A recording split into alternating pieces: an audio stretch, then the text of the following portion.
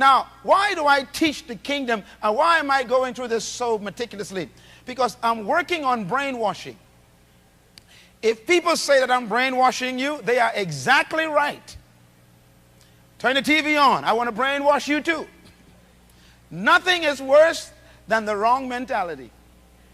Because as a man thinketh, so is he. So if you think like a slave, a servant, a subject, if you think like an oppressed person, then that's the way you are. As a man thinketh, so is he. So what you need and I need to do, we need to understand how we ought to think. And the Bible says a man not ought to think beyond and above that which he should.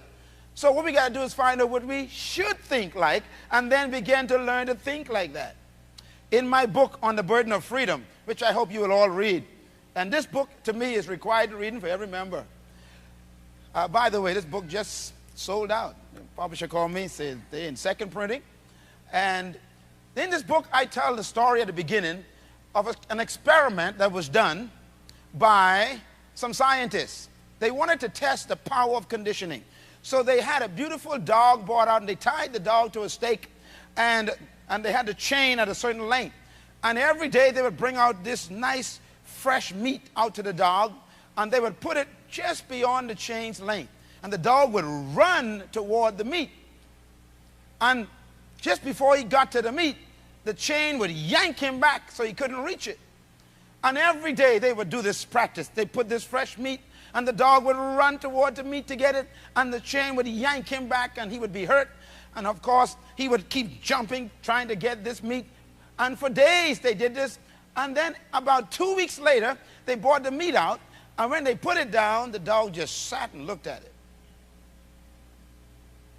Then they pushed the meat closer, and the dog just sat and looked at it.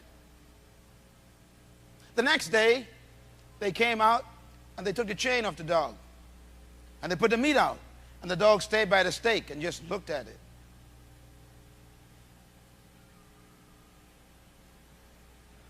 They pushed the meat closer, and the dog backed away and just looked at it. He was free.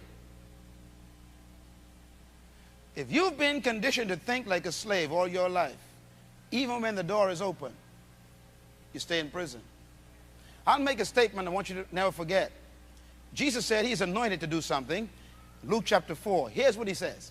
He says, the Spirit of God is upon me, for he has anointed me to preach the gospel to the poor. Fine.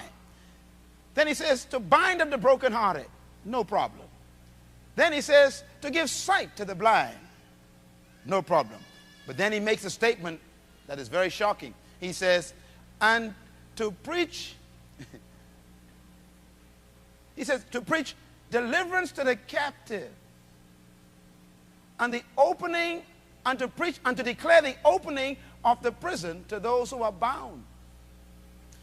The way it's written in the original Greek language is the concept is he declares that the door is open to those who are in prison. Get the concept? In other words, Christ doesn't come to open the door. The door is open. He comes to the door and says, hey, you can come out. This book is really about the burden of freedom.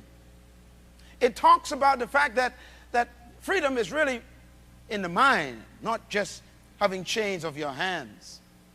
That dog was free, but died of starvation. How many of us, even though we claim to be, can I use the term you always use, religious people? King's kids. Really? A king's kid thinks a king's way. I told you a few weeks ago that Prince Charles, you know, his sons have tutors that train them not to be like you. Did you know that? Prince William is trained not to be like you, not to look like you, not to talk like you, not to walk like you, not to eat like you, not to sit like you, not to dress like you. He is trained not to even think like you. He is conditioned. Now remember, Prince William is born a baby just like you. But by the time he is 5 years old, he don't think like you. By the time he's 5 years old, the adults in the castle are calling him master. What are they doing?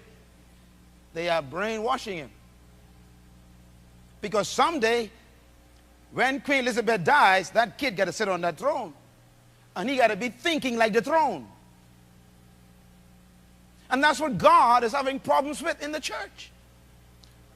God says he gave us dominion, and for us to develop the spirit of dominion.